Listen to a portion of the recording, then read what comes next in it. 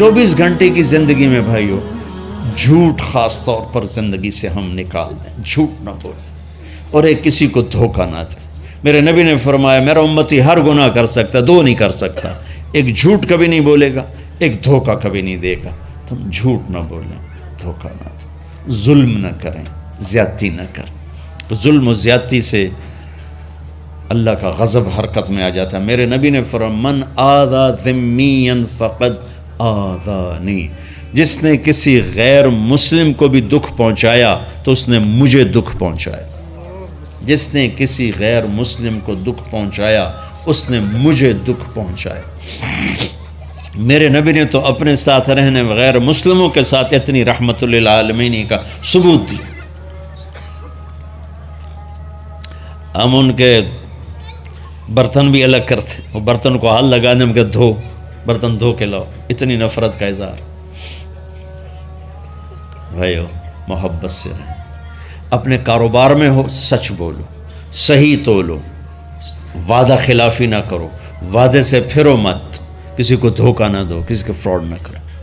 بازار کا دین سچائی ہے، صحیح تولنا ہے اور دھوکہ نہ دینا ہے۔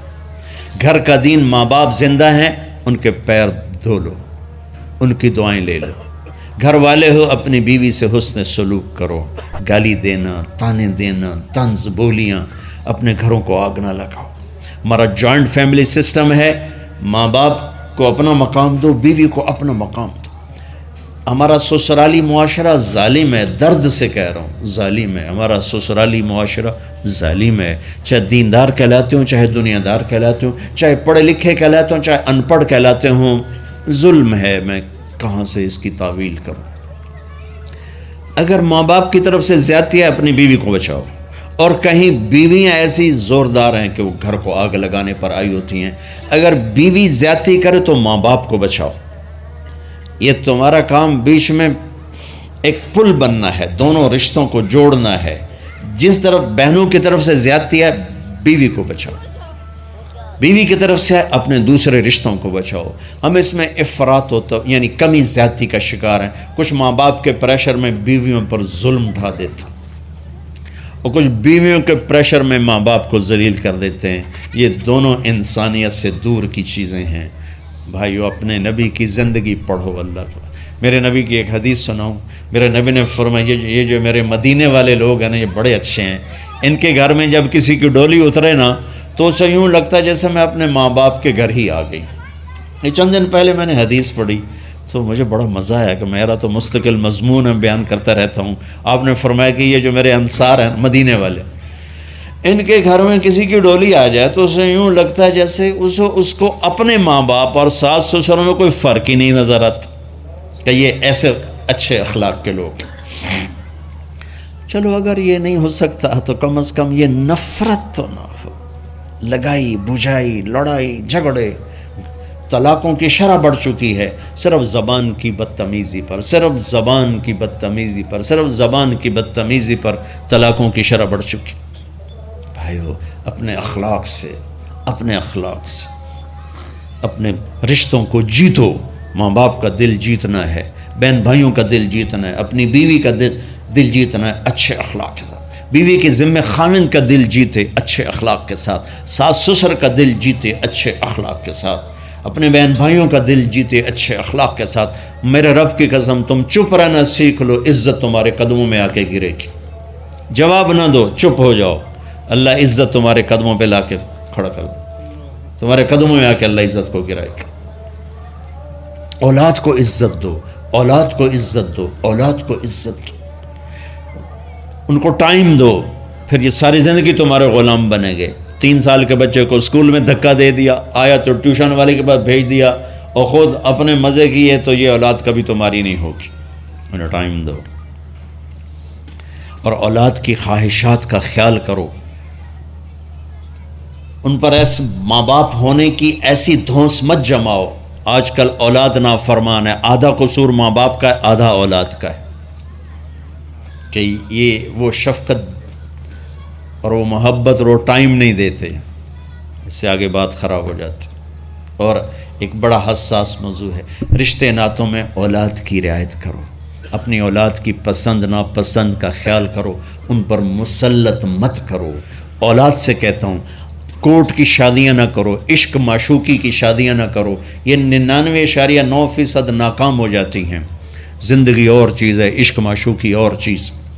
اپنے ماں باپ کی دعائیں برکتیں لے کر شادی کرو۔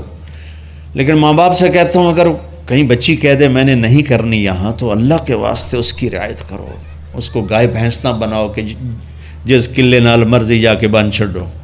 انسان ہے، جانور نہیں ہے، انسان ہے۔ زندگی جس نے گزارنی اس کی رعایت کرو، اس کی رعایت کرو۔ اولاد سے کہتا ہوں ایسے لو میرج اور گرل فرینڈ بوائے فرینڈ ہمارا کلچر نہیں ہے، یہ ہلاکت اور تباہی کا راستہ۔ میں قربان جاؤں میرے نبی کہ صاحبزادی جنت کی عورتوں کی سردار کا رشتہ آسمان پہ طے ہو چکا ہے کہ علی کے ساتھ کیا جائے گا۔ خبر آ چکی، جبریل آ چکے ہیں کہ یا رسول اللہ فاطمہ علی کے لیے ہے، اور حضرت علی رشتے کا پیغام لے کر آئے ہیں، اور آپ فرما رہے ہیں انشاءاللہ۔ ہاں نہیں کی، کہا انشاءاللہ۔ ہاں تو ہو چکی ہے، انشاءاللہ۔ ہاں کیوں نہیں کی؟ ہاں ہو چکی۔ آپ کو سبق سکھانے کے، ہمیں شریعت سکھانے کے۔ گھر تشریف لے گئے، فاطمہ بیٹی علی کا رشتہ آیا ہے، ہاں کر دوں۔ اللہ اکبر۔ جب جبریل آ کے بتا چکے ہیں کہ یہ رشتہ ہو چکا ہے آسمانوں پر، اللہ نے کہہ دیا ہے کہ فاطمہ علی کا کے ہاتھ میں دی جائے گی، پھر یہ کیوں پوچھ رہے ہیں بیٹی علی کا رشتہ آیا ہے، ہاں کر دوں؟ ہمیں سکھانے کی کہ کتنی بچیاں سسک کے زندگی گزار دیتی ہیں، ماں پیو زبردستی کر دیتے، کتنے بچے سسک کے زندگی گزار دیتے ہیں کہ ماں باپ زبردستی کر دیتے۔ بھائیو اللہ کے واسطے شریعت پڑھو، دین پڑھو، نبی کی زندگی پڑھو۔ حضرت فاطمہ رضی اللہ تعالیٰ عنہ کا انکار کرنا تھا، کیا خیر آج کل کی شریف بچی بیچاری چپ کر کے کہتی ٹھیک ہے جی میں ماں پیو دی مرضی۔ تو فاطمہ جیسی ہستی کوئی تصور کر سکتا ہے؟ کہیں گی نہیں، وہاں سے اقرار ہی تھا، لیکن ہمیں پیغام دینا تھا، سکھانا تھا کہ یا رسول اللہ جیسے آپ بس علی جاؤ لوگوں کو بلاؤ۔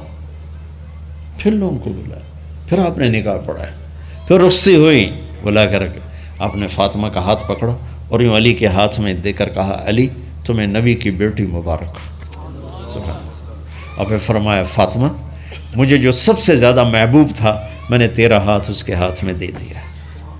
بھائی اللہ کے واسطے اپنی قومی زندگی سے نکلو، رواجی زندگی سے نکلو، پنجاب کی زندگی، پٹھانوں کی زندگی، بلوچوں کی زندگی، سندھیوں کی زندگی، یہ بت ہیں، ان کو توڑ کے نبوت والی زندگی، نبوت والی زندگی، نبوت والی زندگی وہ اختیار کریں گے، ہماری عورتوں بھی سکھی، ہمارے مرد بھی سکھی، ہماری اولاد بھی سکھی۔